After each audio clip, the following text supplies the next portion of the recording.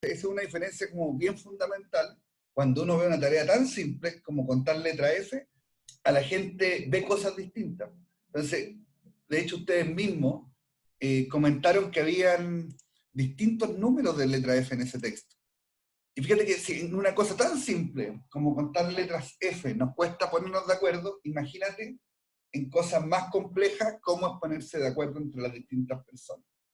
Lo novedoso del ejercicio, y qué pena que no resulte por acá, es que cuando tú lo haces en grupo, la gente llega al resultado correcto. ¿Y cuál creen que es el resultado correcto de ese ejercicio? De la letra F. ¿Alguien la volvió a contar? ¿O intentó hacerlo de nuevo? Yo ahora conté 6.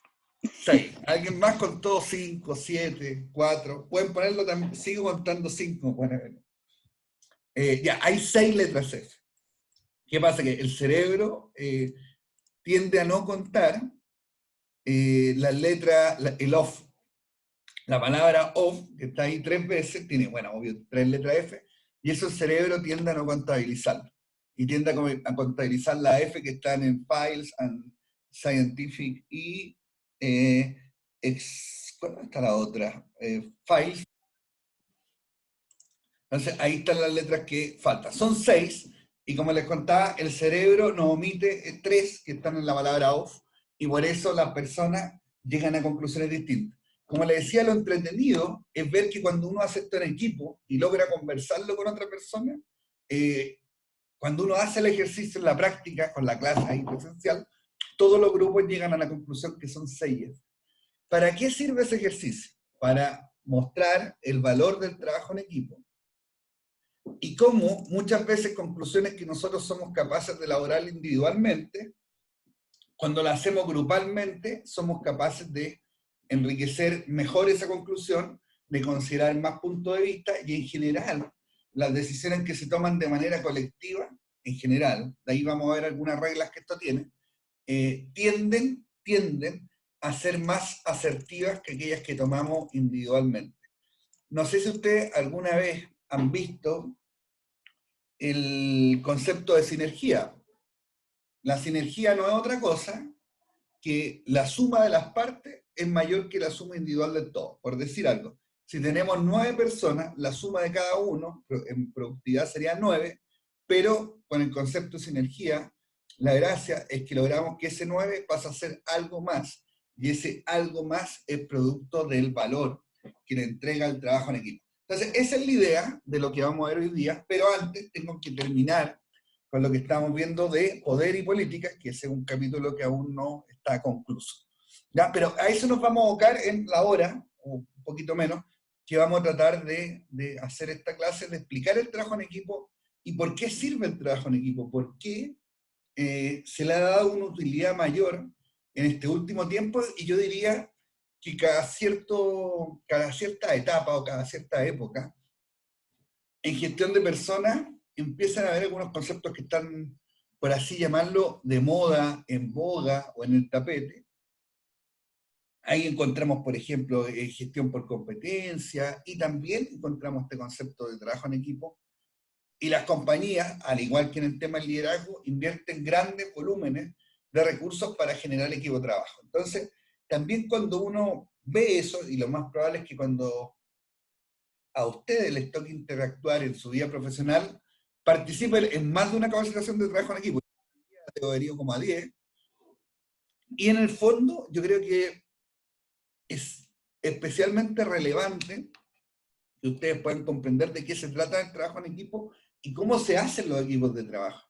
Porque las personas tienden a ver el equipo de trabajo, que lo tiene también en un plano emocional, en el cual las personas dicen, no, yo trabajo en un equipo de trabajo. Pero también hay una definición que no es solo está en el plan, que no solo corresponde o se delimita al plano emocional, sino que también está contenido en el plano más concreto, no tan abstracto, respecto a cómo tienen que funcionar los equipos de trabajo, cuáles tienen que ser más o menos su estructura, cuál es el tamaño que deben tener, cuál es el rango de flexibilidad que deben poseer, y cómo debe administrarse la autoridad. Eso es como una breve introducción. Entonces, el ejemplo que les mostré, que era también para hacer algo más interactivo, pero no resultó, tiene la finalidad de eso, de ilustrar acerca de cómo cuando trabajamos en equipo podemos obtener mejores resultados de lo que hacemos solos. Y a los que no contaron las 6F, que es la idea del ejercicio, no se preocupen, la mayoría de la gente no logra contar las 6F y no significa nada en particular ni muy especial. ¿Ya? Tiene que ver un poco con el entrenamiento que tiene el cerebro y también el entrenamiento visual que uno tiene para distinguir las palabras. No tiene mayor significado que eso, así que para que nadie quede asustado o deprimido por no haber podido contar que habían 6 Fs en ese texto. Entonces, vimos el poder y dijimos que el poder, solo para repasar y cerrar el tema del poder, lo importante es que el poder, a diferencia del liderazgo, tiene algo, un concepto que se denomina relación de dependencia, ¿cierto? En el liderazgo no existe la relación de dependencia, porque en el liderazgo el líder es el que influye y es capaz de guiar a las personas hacia un determinado objetivo. En el poder hay algo adicional, porque si no el poder sería igual al liderazgo. Lo que lo diferencia es que la persona que sigue a la persona que tiene poder o que obedece a la persona que tiene poder, lo hace no por su mera voluntad, lo hace porque existe una relación de dependencia con esa persona. Y vimos que eso podía ser desde personal, podía tener características personales, podía tener características formales, que está vinculada cuando una persona realiza o ejerce un cargo de autoridad dentro de una organización, y personal, cuando la persona posee ciertos atributos que hacen que se establezca esta relación de dependencia de manera más voluntaria, la persona que lo sigue, y que en general tenía que ver con la expertise de esa persona, si la persona era un referente o alguien que yo admiraba, o si tenía algún poder de tipo carismático, y ahí entendíamos el carisma, desde la óptica de que la persona posee algunos atributos o elementos en su personalidad que son atractivos y hace que las personas lo sigan.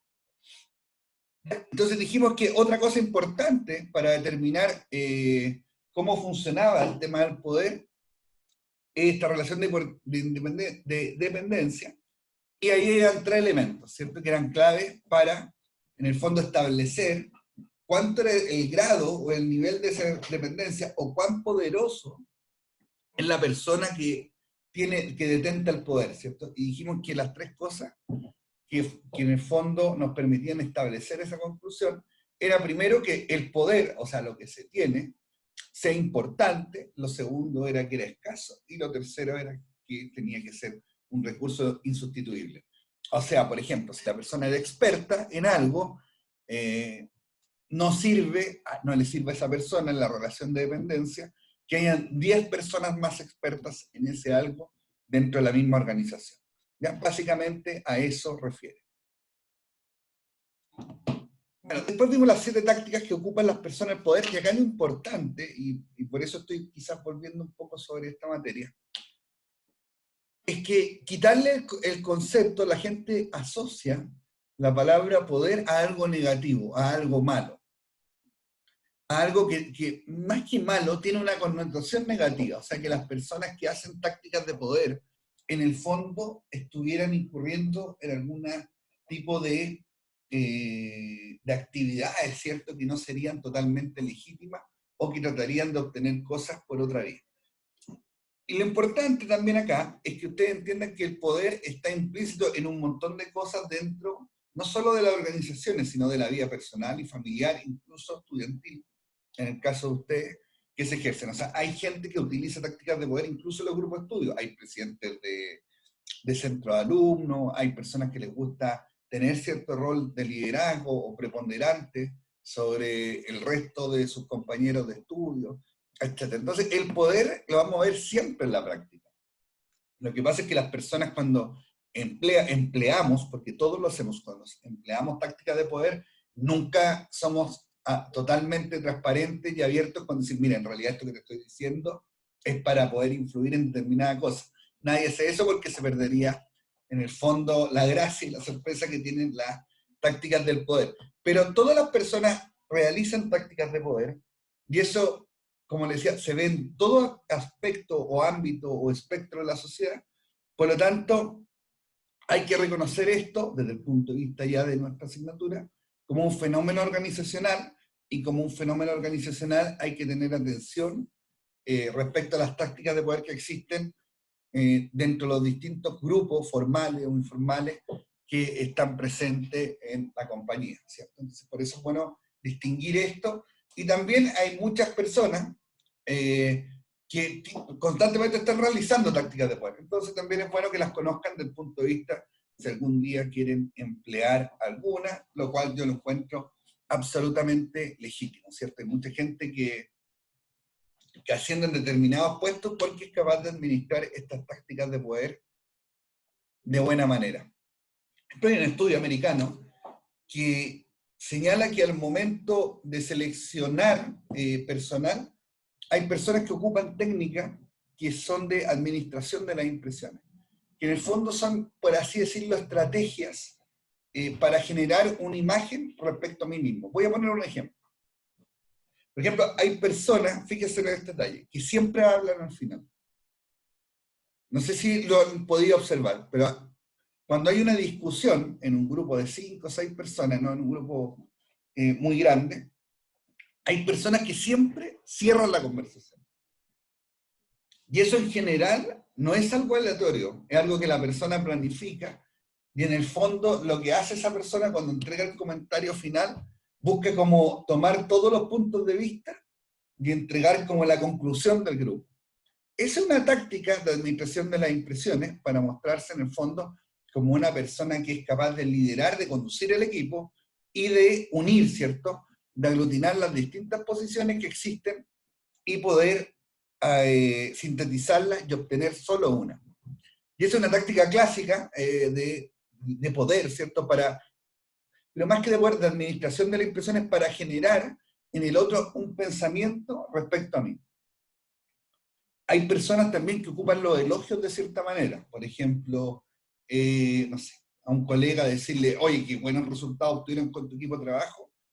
Yo he tratado de hacer lo mismo, pero no he podido. Y en el fondo, eso te muestra también, de cierta manera, como humilde.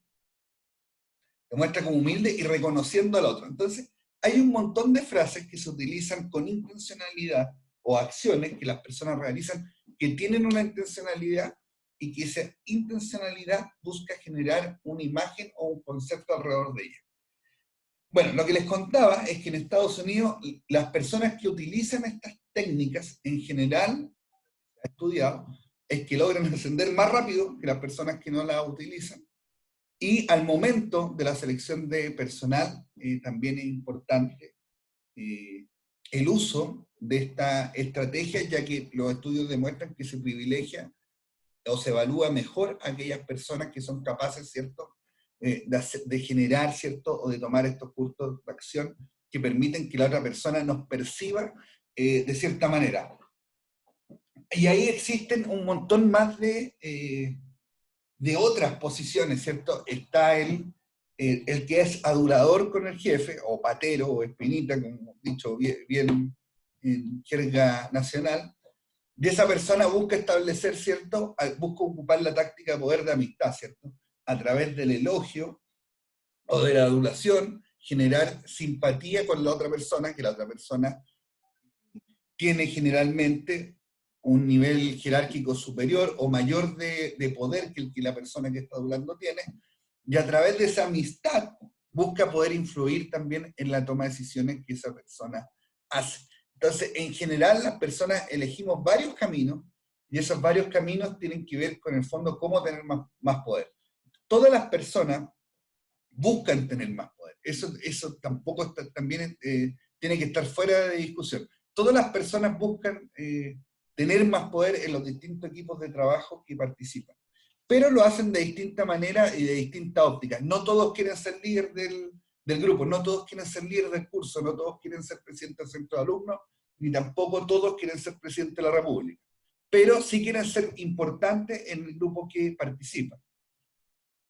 Y como quieren ser importantes, van eligiendo determinadas prácticas, ¿cierto?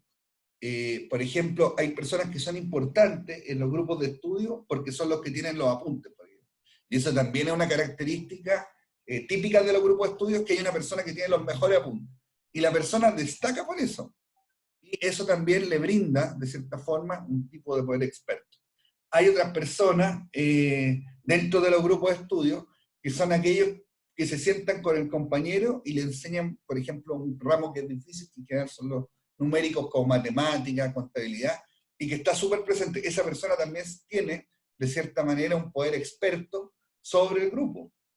Y hay otros que buscan liderar también a este grupo de estudiantes, o al grupo del mismo curso en el cual ustedes participan, pero ya quizás más desde el punto de vista político, de manifestar ciertas posiciones respecto a lo que está ocurriendo desde la universidad hasta la sociedad, etc. Entonces existen distintas tácticas de poder y las personas, como les decía, siempre van a buscar incrementar ese poder personal. Por lo tanto, más que temerle al poder, yo creo que lo importante es identificarlo, ver las tácticas que están desplegando las distintas personas, y también que cada uno de ustedes sea capaz de definir la estrategia que más le acomoda. Y cuando digo la estrategia que más le acomoda, puede ser desde no voy a hacer nada porque no me interesa, que también es legítimo, hasta voy a tomar cierta posición o voy a tratar de posicionarme en el grupo de cierta manera. Y eso a mí me parece tan legítimo como no hacer nada, ¿cierto? Pero lo importante es que ustedes reconozcan esto y no lo vean como algo negativo, porque el poder va a ser algo con que ustedes van a convivir toda su carrera. Ustedes eligieron estudiar administración pública, y la administración pública tiene un componente político alto. Por lo tanto, y existe también la lucha por el poder, y existe también la política dentro de organizaciones públicas. No todo está. Por lo tanto, por eso yo le recalco el punto de que tiene que ser usted capaz, a lo mejor, no de entrar en el juego del poder ni en el juego de la política, pero sí distinguir lo que tiene que hacer y lo que está pasando en el entorno. Esa visión tiene que tenerla, y yo diría que tenerla involucra un factor estratégico para usted que le puede dar mucha utilidad en el futuro. Eso respecto al poder. ¿Alguna pregunta hasta ahí?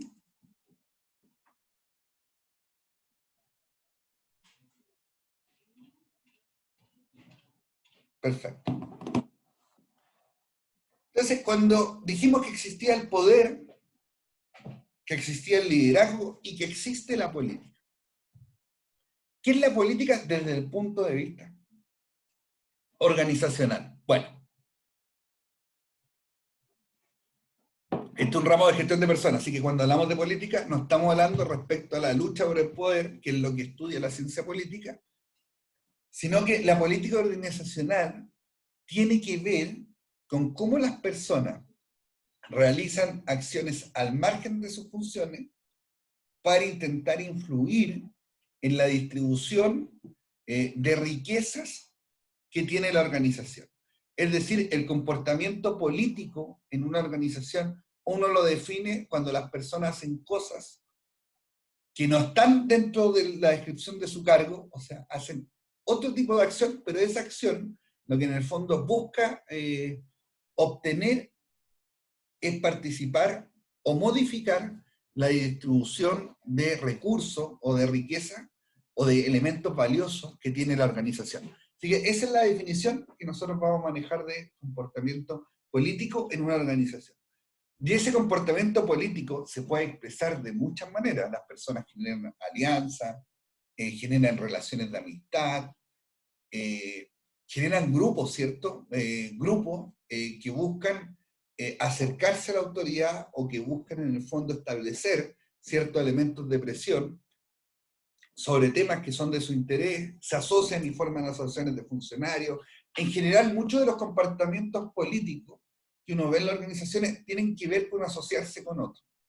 Porque naturalmente, cuando lo que yo busco es influir, es más fácil o es un camino más directo influir cuando hay un mayor número de personas que piensan similar a mí. Es decir, cuando nosotros somos capaces de ejercer una demanda colectiva o una acción colectiva, es probable que nuestra capacidad de éxito aumente al respecto de cuando tratamos de hacerlo individualmente. Y uno lo puede ver incluso en el tema ya más la situación más política o la situación política que está viviendo el país, de cómo un gran número de personas demandó cambios, y esos cambios al final han terminado en un plebiscito y se está transitando un camino en ese sentido. Probablemente si las personas hubieran ejercido acciones no organizadas colectivamente, sino individualmente, cada uno hubiera protestado, lo más probable es que no se hubiera obtenido nada. Entonces, el peso de la acción colectiva es realmente importante cuando lo que se busca en el fondo es obtener, ¿cierto?, o ser eficaz en los resultados que se desean conseguir. Entonces, eso es el comportamiento político. Y fíjate que el comportamiento político tiene algunos problemas. En general, las organizaciones en las cuales se ejerce mucha vida política, y vida política definida como lo que yo le acabo de decir en la organización, esa vida política tiene una relación adversa con el desempeño de la organización. Es decir, a medida que existe más comportamiento político, más vida política, los resultados que va a tener la compañía son menores. Y eso también está debidamente documentado, ¿cierto?, por investigaciones que se han realizado. Entonces, a mayor comportamiento político, menor desempeño. ¿Por qué será eso? ¿Quién me podría explicar por qué ocurre de que a mayor comportamiento político disminuye el desempeño?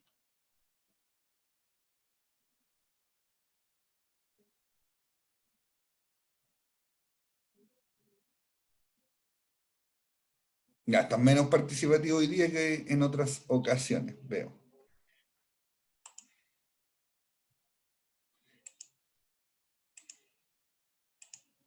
Ya, Catherine, te escucho más o menos. A ver, intenta de nuevo. Si que puede repetirlo para lograr contestar la pregunta. A medida que hay mayor comportamiento político en una organización, disminuye el desempeño de esa organización. ¿Por qué será?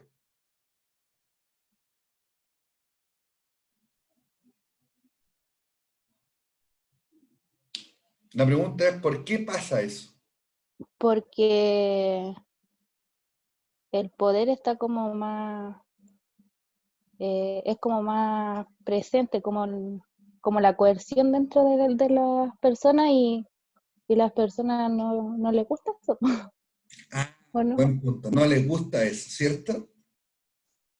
Hay ciertas personas, bien, Catherine, que disfrutan, o que, no sé si es la palabra disfrutan, corrijo, que se sienten cómodos en espacios donde existe lucha política o lucha de poder, ¿cierto? Y la lucha de poder, nosotros dijimos que no está circunscrita exclusivamente al campo de la política, sino que también está abierta al campo de la organización.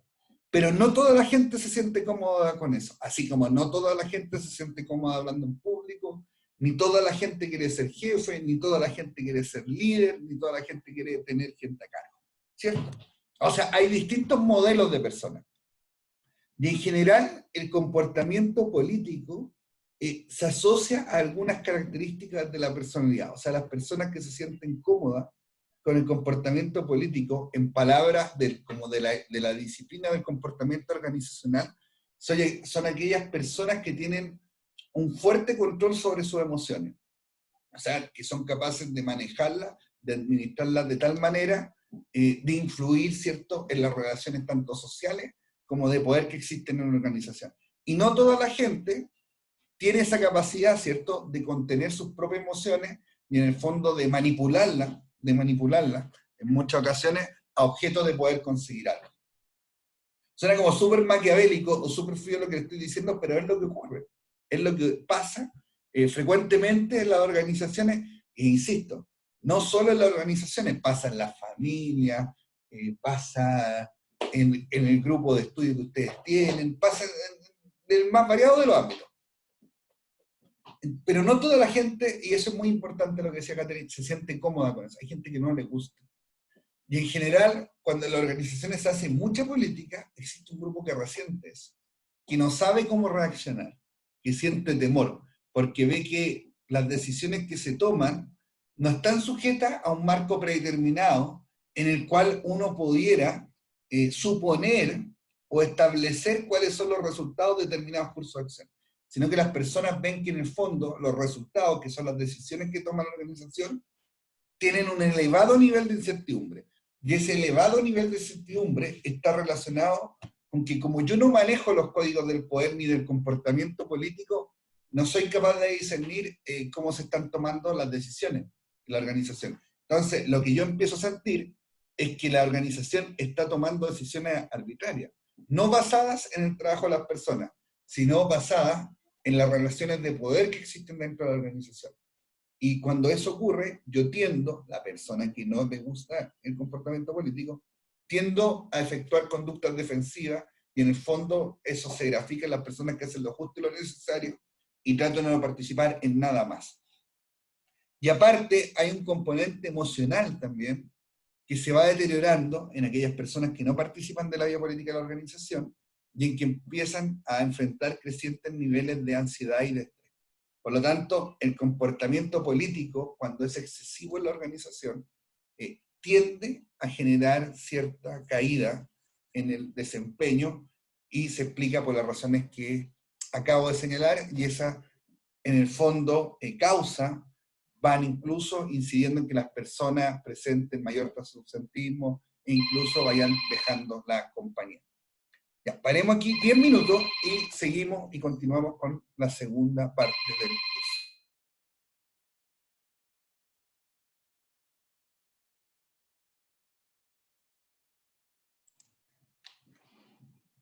Gracias, Beno. Yo creo que voy a hacer la última clase con usted y se me va a olvidar grabar. No, siempre se me olvida. Bueno, y siempre hago este mismo mea culpa y siempre da la misma sensación como de vergüenza cometer el mismo error tantas veces. En fin, gracias por la observación. Entonces, existen factores en el comportamiento político. Y hay factores individuales y hay factores organizacionales. Vayamos con los organizacionales primero porque está súper vinculado a lo que yo le estaba explicando recién. Por ejemplo, un factor organizacional que influye en si las personas ejercen mayor comportamiento político o no, tiene que ver con la estructura del trabajo. Es decir, en aquellos lugares donde el trabajo está claramente definido, es menos probable que las personas incurran en prácticas de comportamiento político. Segundo, hay otro elemento de la organización, que es qué tan claras son las reglas del juego que tiene la organización para las personas que trabajan en la compañía.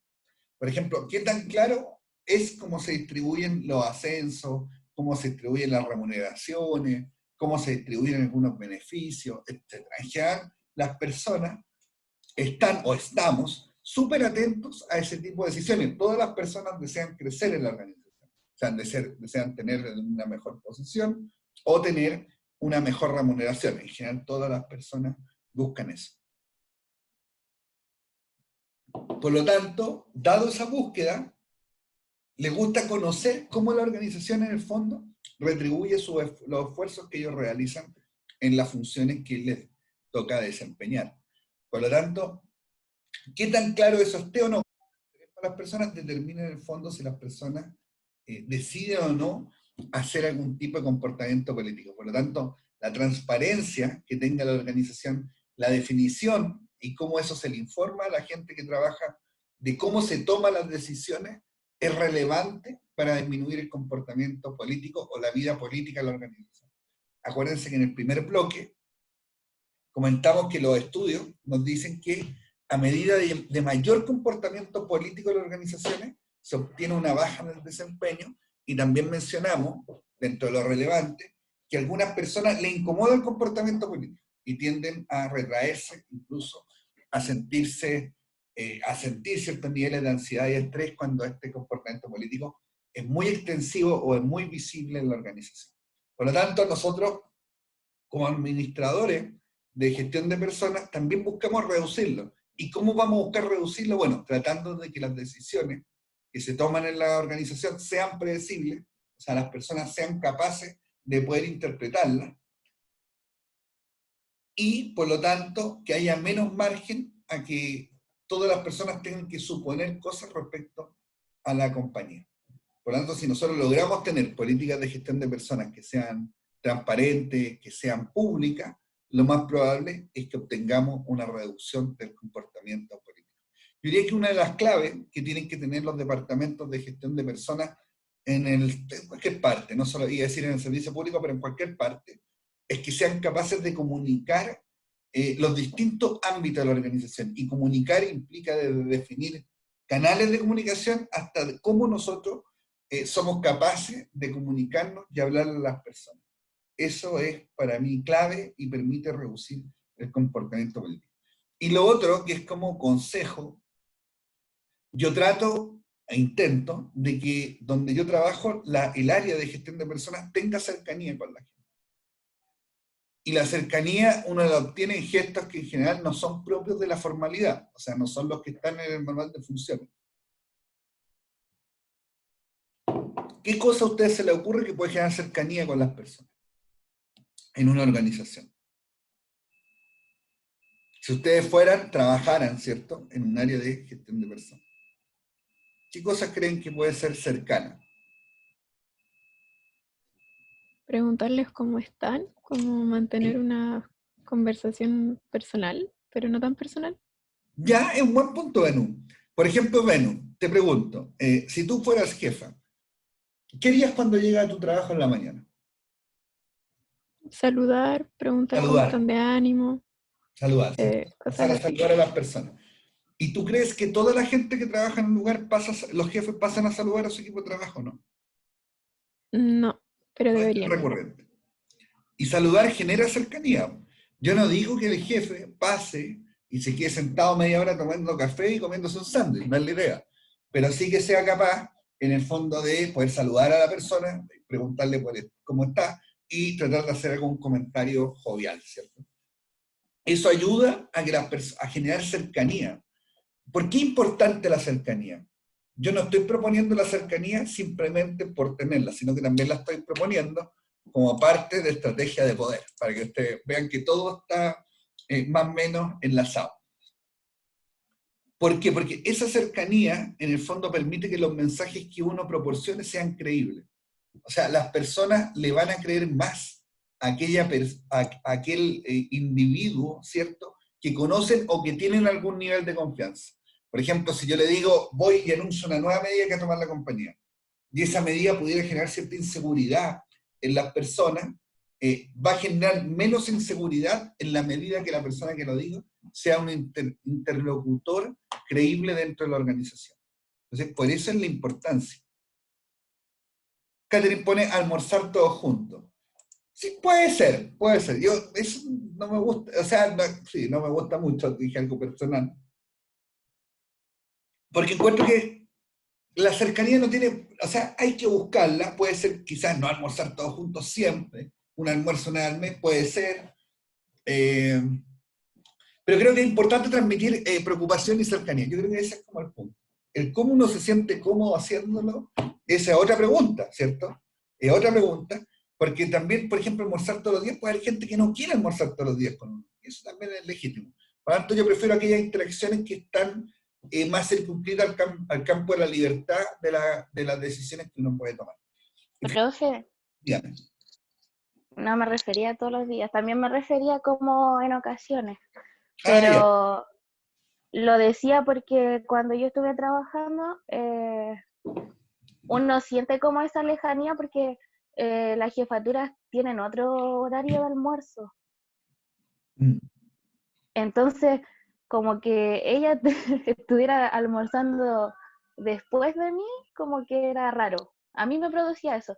Entonces, de vez en cuando ella se quedaba a almorzar con nosotros y yo encontraba que eso mejoraba la comunicación. Sí, claro. Claro que sí.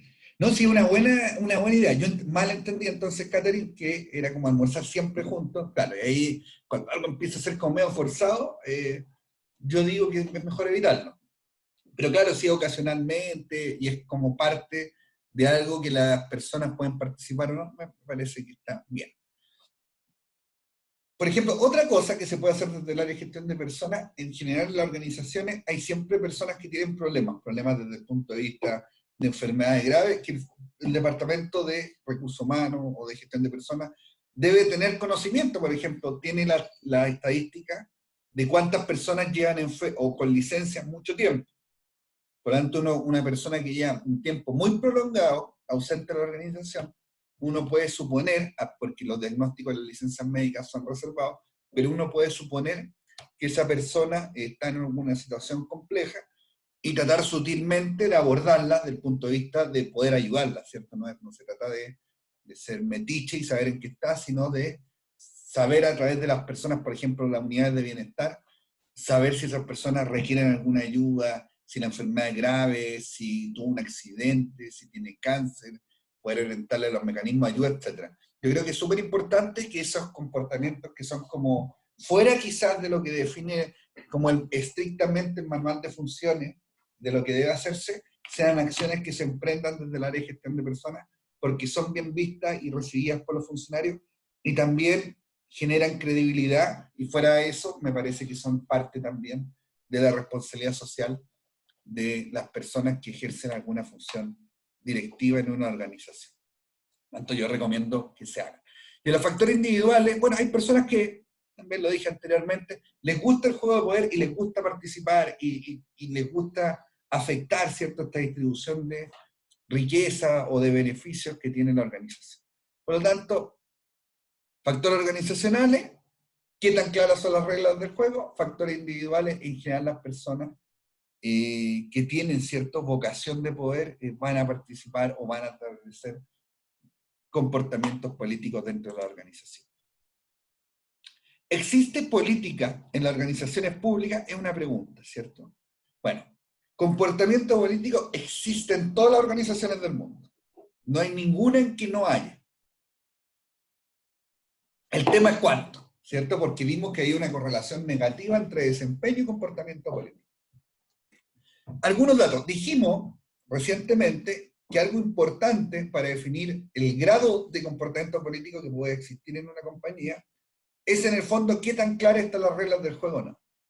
Y nuevamente vamos a recurrir a nuestra encuesta barómetro de las personas para ver algunos datos de la administración pública. Fíjate que menos del 45% tiene políticas de gestión del desempeño, gestión del desarrollo, gestión del cambio, política de desarrollo de las personas. O sea, en general, esto es de hasta el año 2017, es el dato que hay.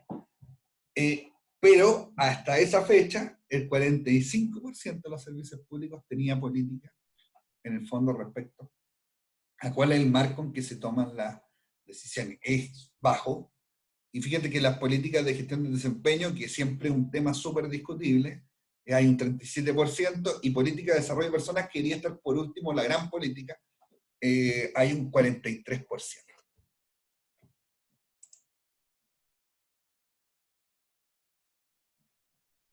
Bueno, este es el mismo dato, ¿cierto? Y está cómo se distribuyen por cada una de las políticas el grado de desarrollo, ¿cierto? Las que tienen nivel alto, las que tienen nivel medio y las que tienen nivel bajo.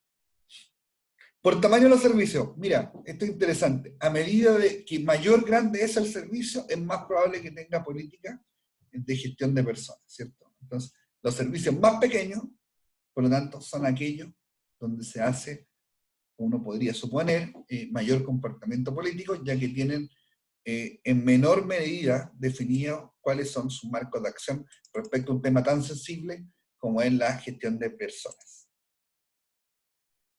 Fíjate que este cuadro hace referencia a la posición que ocupa el Departamento de Gestión de Personas. Es decir, que donde ocupa un nivel jerárquico, segundo nivel jerárquico, donde el Departamento de Gestión de Personas depende del director, un 50% tiene una política de gestión de personas. Cuando está en un tercer nivel jerárquico, tiene un 52%. Es decir, acá la diferencia no es significativa entre el segundo y el tercer nivel jerárquico. Y eso, fíjate que hace sentido con algo que mencionamos en una clase anterior, que yo soy de la idea de que no importa dónde esté ubicado en nivel jerárquico, importa sí que no sea el último, que esté en un nivel importante, pero lo relevante, a efectos de la incidencia que debe tener un departamento de gestión de personas, es si tiene acceso o no a la toma de decisiones y a la autoridad que toma esas decisiones. Por tanto, la importancia, yo siempre trato de explicarla más desde ese punto de vista que la definición formal que hace la organización. Pero sí pasa que cuando nos vamos muy abajo, al cuarto nivel jerárquico, o sea, donde el Departamento de Gestión de Personas en general es una unidad, o depende, ya no depende del jefe de servicio, tampoco depende de alguien de segundo nivel jerárquico, sino está en un cuarto nivel jerárquico, hay un grado menor de desarrollo o de formalización de las políticas de gestión de personas. Entonces ahí sí vemos un pero a ese argumento que le mencionaba, que no importa el nivel jerárquico, y ese pero tiene que ver con que la única cosa importante es que no esté muy abajo. Entonces, da lo mismo si es segundo o tercer nivel, pero ojalá no sobrepasar más allá del tercer nivel jerárquico. Y fíjate que, no sé si se acuerdan bien de esta parte, pero el estudio barómetro de gestión de las personas hacía mención a si el jefe de recursos humanos de gestión de personas participaba en los comités directivos que tenía la organización. Y entendíamos por comité directivo donde se reunían las principales autoridades o jefaturas de un servicio público a tomar ciertas decisiones o a compartir información. Y fíjate que donde más participa, más hay políticas de gestión de personas. Entonces, es importante, también uno podría concluir, que el jefe de gestión de personas o de recursos humanos participe de los comités directivos de la organización. También es una conclusión importante. ¿Por qué? Porque a la medida que eso ocurre, existe una mayor probabilidad de que las políticas de gestión de personas se encuentren formalizadas, y si eso es así, vamos a encontrar entonces menor comportamiento político, y por lo tanto vamos a tener una incidencia menor de ese comportamiento en el desempeño de la organización. Bueno, ahí cerramos Poder y Política y nos vamos a trabajo en equipo. Una pregunta hasta ahí porque no voy a volver sobre este tema. ¿No? Ya. En el capítulo anterior, o clase anterior, vimos el tema del liderazgo, ¿cierto? Y cuando vimos el liderazgo, había unas imágenes, no sé si se acuerdan, que estaba Marcelo Bielsa, estaba Steve Jobs, estaba Martin Luther King, y estaba Miles Davis, ahí está Miles Davis, que es un jazzista, que está con su quinteta. Y el jazz involucra un trabajo en equipo. ¿Por qué? Porque en el jazz, la capacidad de coordinación que tengan los distintos músicos es clave para el resultado, ¿cierto? Que el resultado es la armonía musical que uno es capaz de escuchar. ¿Por qué? Porque el jazz tiene una melodía base, y sobre esa melodía base los músicos van improvisando. Y en algún minuto, el músico que está improvisando, que está haciendo como el solo, vuelve a la melodía base, y tienen que ser todos capaces, en el fondo, de mantener esa base mientras él va improvisando, y después poder seguir tocando cuando el músico vuelve. En general, en una canción de jazz, cuando están en vivo, todos los músicos tienen un espacio para improvisar. No siempre improvisan toda la misma canción, pero en general durante un concierto de una hora y media, todos tienen un espacio para hacer una improvisación. Así que el jazz tiene ese elemento de que necesita que el trabajo en equipo exista, ¿cierto? Que haya una coordinación en el fondo superior. ¿Por qué el ejemplo del jazz? Porque, ¿cuál es la diferencia entre un equipo de trabajo versus un grupo de trabajo? Cuando comenzamos el curso, yo les di una introducción que tratamos de hacer con el ejemplo de la F que nos resultó, que era en el fondo de cómo trabajar en equipo puede llevarnos a obtener resultados superiores. Y por ejemplo, si nosotros viéramos la diferencia de grupo, que es de Richard Sters, es un conjunto de individuos que comparten fines comunes, que representan distintos roles entre ellos y que interaccionan unos con otros con el objetivo de conseguir unos propósitos. Y si uno tratara de establecer cuál es la diferencia conceptual que hay con el equipo de trabajo, fíjese que no es tanto. Porque en el grupo te están diciendo que ese conjunto de individuos tienen un fin común. Interactúan entre ellos, o sea, establecen distintos niveles de comunicación para obtener, ¿cierto?, los fines que se plantea ese grupo. Por lo tanto, en la definición que uno tiene como intuitivamente lo que es un equipo de trabajo, lo que es un grupo es bastante similar a un equipo de trabajo. ¿Qué los diferencia?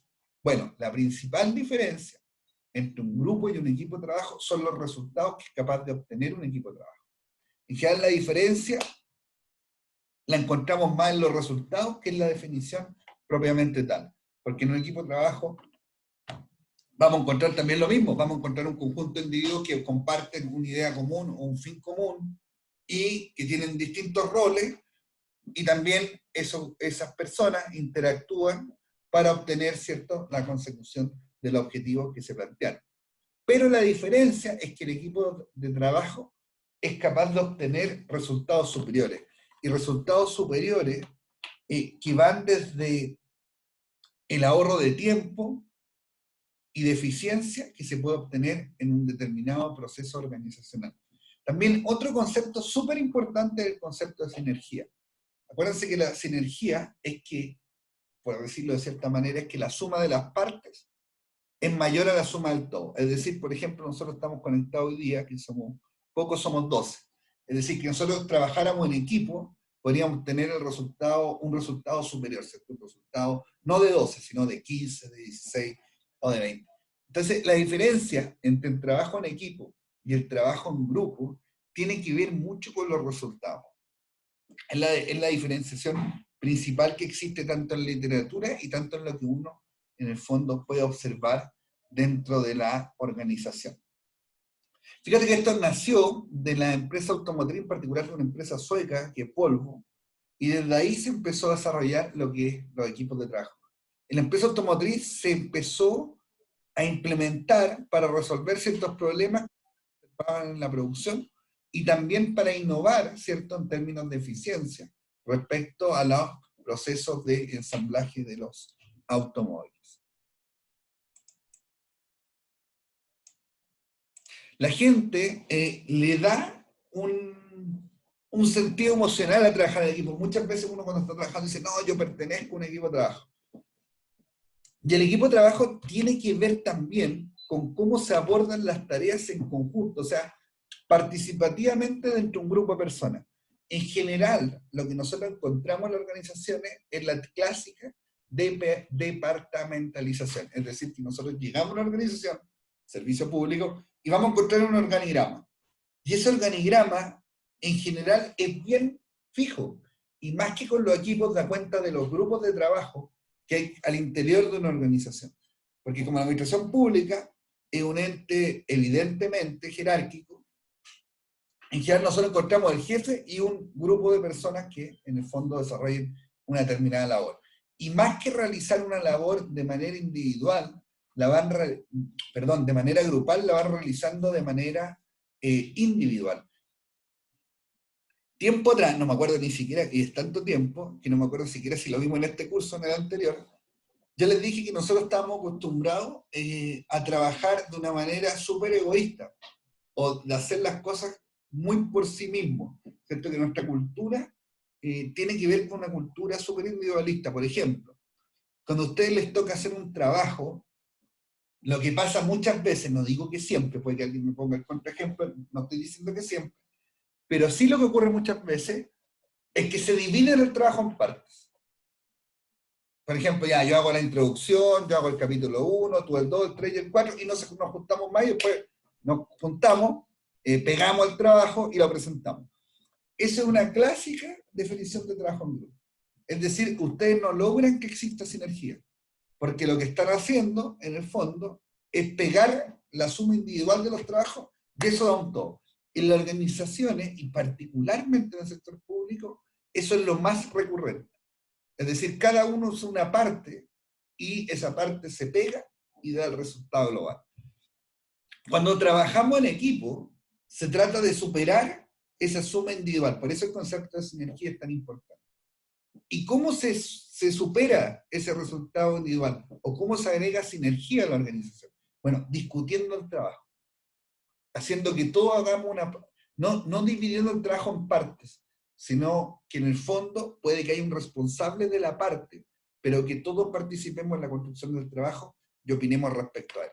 Y fíjense que en algo tan simple, como en ese caso de contar la F, con el cual fue el que abrimos el curso, nosotros tenemos opiniones distintas, pero cuando logramos, en el fondo, interconectar las opiniones de cada uno de nosotros, logramos que haya sinergia y logramos corregir los resultados de ese trabajo. En algo tan simple como contar F, contar una letra que está escrita en un texto.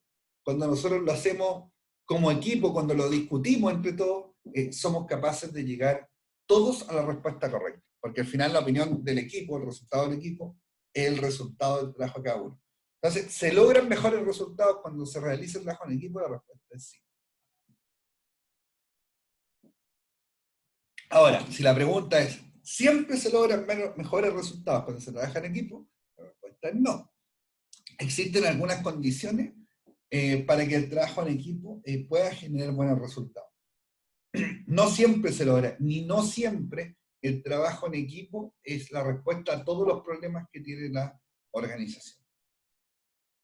Pero del trabajo en equipo, ¿qué podemos decir? Refirámonos a lo que está en la lámina. Primero son un grupo, ¿cierto? Dijimos que la diferencia entre el grupo y el equipo de trabajo no es tan nítida desde el punto de vista conceptual, ya que son bastante similares, pero es nítida cuando uno observa los resultados. ¿Qué pasa con el equipo de trabajo? Bueno, los equipos de trabajo son capaces de alcanzar resultados superiores, y ese resultado superior tiene como concepto implícito la sinergia, ¿cierto? Y la sinergia ya la hemos definido un par de veces. Y además, como el trabajo en equipo se realiza conjuntamente, y somos más interdependientes, porque el esquema de trabajo clásico es que en el fondo yo realizo una parte del trabajo, tú la otra, tú la otra, tú la otra, hasta que llegamos al resultado. Acá la relación de interdependencia es mayor. Y cuando eso ocurre, necesitamos que ese equipo de trabajo tenga mayores niveles de lealtad, mayores niveles de seguridad, en el fondo nuestra capacidad de confiar en el otro, y se generan a su vez mayores niveles de pertenencia o de identificación con el equipo de trabajo, ya que en el fondo yo me estoy dando cuenta que los resultados ya no dependen solo de mí, sino que dependen de un esfuerzo mancomunado y organizado de un grupo de personas. Por lo tanto, el trabajo en equipo requiere e incrementa niveles de lealtad, seguridad y pertenencia. Quedó claro, ¿cierto? Que la diferencia está en los resultados y quedó claro el concepto de sinergia. Que eso es lo importante que ustedes manejen de los equipos de trabajo. Entonces, cuando nosotros llegamos al Estado, vemos la típica departamentalización clásica y vamos a ver el organigrama. Y hay poco trabajo en equipo, por más que te digan, siempre te van a decir que aquí se trabaja en equipo, que acá somos un equipo.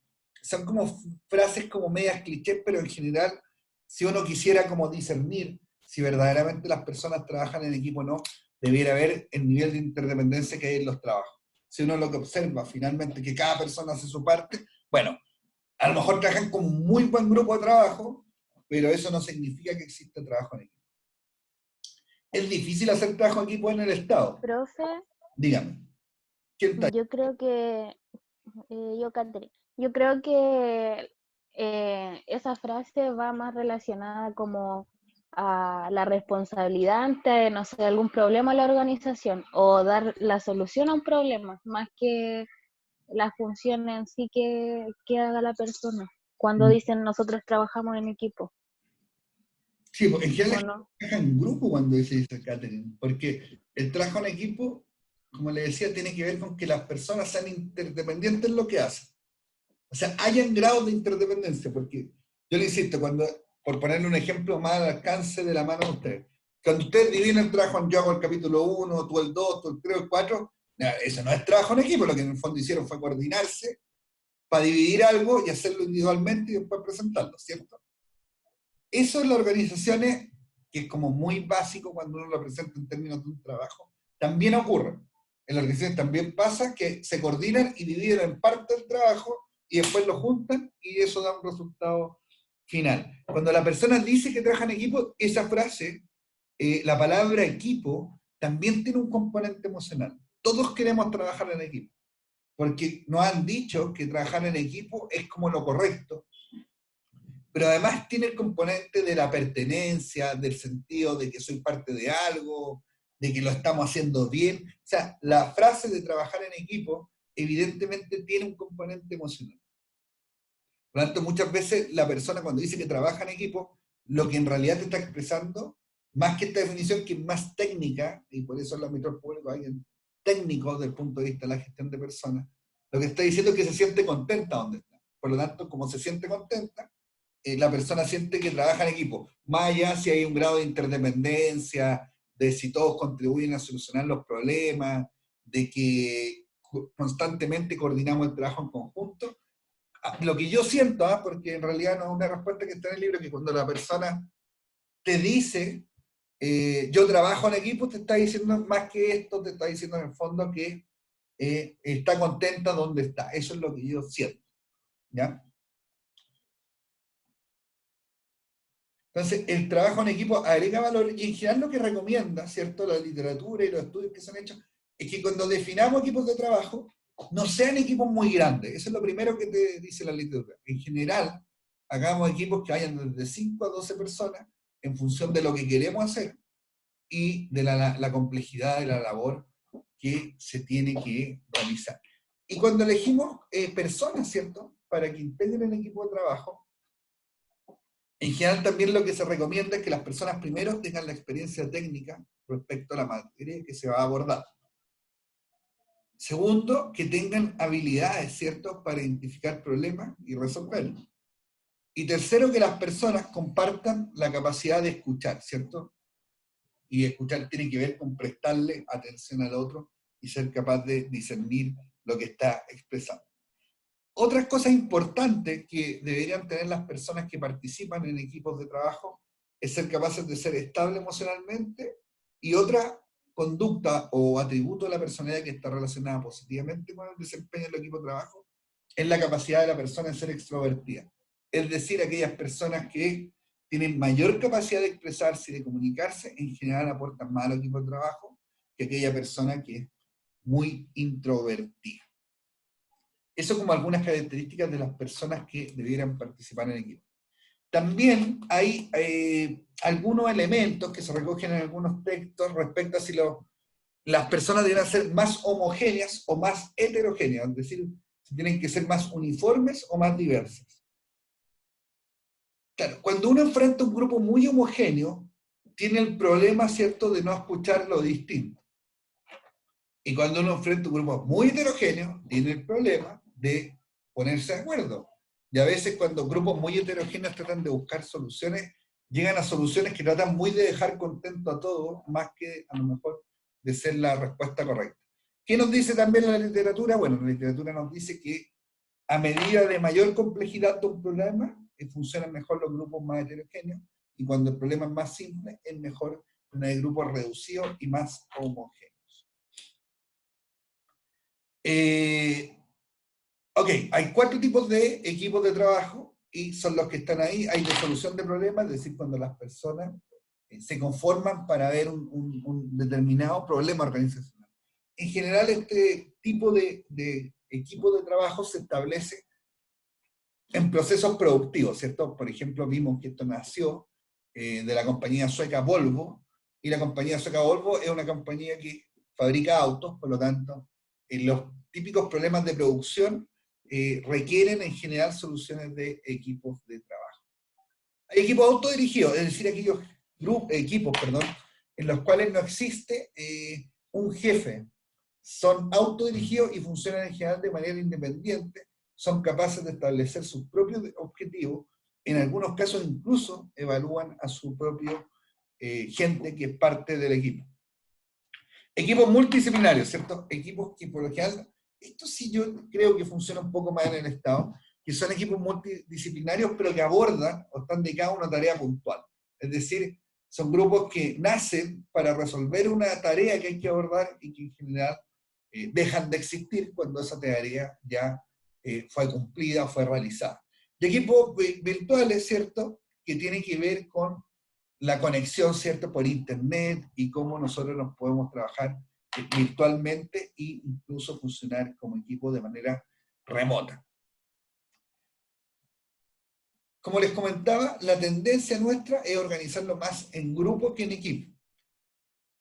Pero en general yo, bueno, les cuento parte de mi experiencia. Trato, por ejemplo, de que hayan validaciones del trabajo, lo que yo digo control cruzado. O sea, para mí es súper importante que por más que trabajemos en grupo y que sea difícil quizás alcanzar el trabajo en equipo, existan controles cruzados de información. Les pongo un dato como típico que yo trato de hacer y que funciona bien. Por ejemplo, la información de la licencia médica. Ustedes saben que en la licencia médica existe la tasa de ausentismo, pero también existe la recuperación del subsidio por incapacidad laboral. Entonces, trato de cuadrar los datos que tiene gestión de personas con los datos que tiene la unidad de finanzas. Objeto de tener solo un dato en la división donde yo trabajo. ¿Por qué? Porque a veces uno pregunta al departamento de gestión de personas, y como estamos acostumbrados a trabajar compartimentalmente, ellos manejan un dato, y uno va a finanzas y ellos tienen otro dato de recuperación, del mismo tema que se trabaja en la misma división, hay dos datos distintos.